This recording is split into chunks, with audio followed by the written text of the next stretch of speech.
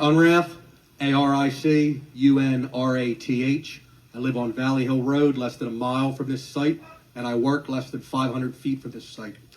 I've been a power lineman for 20 years, so I'm intimately acquainted with the idea of infrastructure improvement and how electricity works.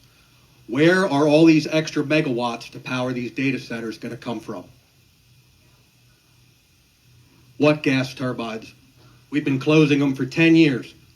There's not enough capacity on the grid. Would you like the applicant to answer your question? Yes, please.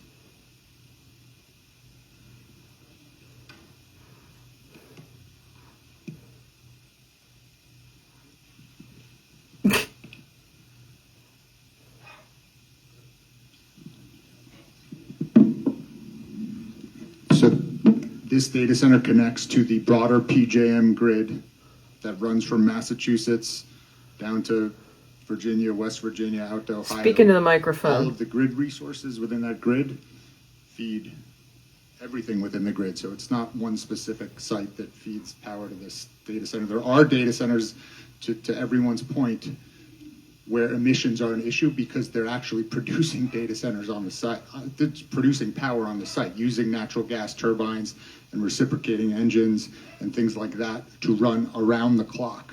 And that's, I think, where a lot of this bad information is coming from. It's not bad information. There is no emission on this site from power. There's no direct emission on this site from power. Correct. However, it's still consuming megawatts. There are more grid resources required to support this site throughout. Right. So what new power plants have been built? I'm not. They haven't been. They've been closed. Correct? They're closing coal plants.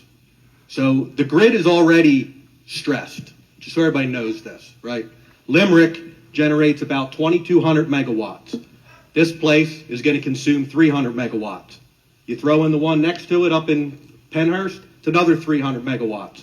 That's a quarter of the generating capacity of a huge nuclear power plant. So what happens when a finite resource becomes scarce? Let's do some basic economics here. Anybody? It gets more expensive. Correct? My second question is, what infrastructure improvement is being done aside from the tower line and the breakers being run directly to your center?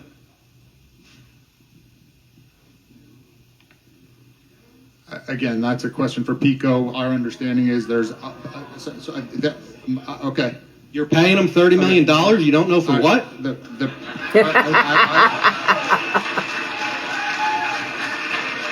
Okay.